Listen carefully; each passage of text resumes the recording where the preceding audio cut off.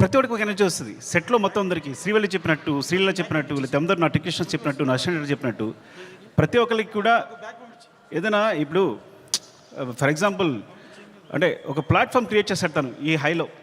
అది మైత్రి movie case అయినా మేము అందరైనా సరే ఈ ప్లాట్ఫామ్లో మమ్మల్ని కూర్చోబెడతాడు. ఆ హైట్లోనే మా అందరం చేయాల్సి వస్తుంది. ఈ హైట్లోనే అందరం నేను కూడా అక్కడికి ఎక్కి వర్క్ చేయాలి. ఏ ఆర్టిస్ట్ అయినా, ప్రొడ్యూసర్స్ అయినా, టెక్నీషియన్స్ అయినా ఆ హైట్లోకి వెళ్ళి వర్క్ చేయాలి మేమందరం. సో తను ఒక ప్లాట్ఫామ్ అంత హైలో క్రియేట్ చేస్తాడు కాబట్టి మీరు చూసారు కదా టీజర్లో ఉంటుంది. తను ఎక్కడ నిలబడతాడు చూసారా, అక్కడ మనందరినీ తీసుకెళ్తాడు. అక్కడ తీసుకెళ్ళి అందరినీ కూర్చోబెడతాడు, అక్కడ వర్క్ చేస్తాడు.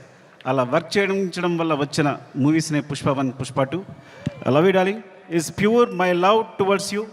ఇది కథ కాదు, సినిమా కాదు, రాయడం కాదు, ఇది నీ పట్ల ప్రేమ తప్ప ఇంకేమీ లేదు. Love you so much darling, love you. ఇంకాసేపు ఉంటే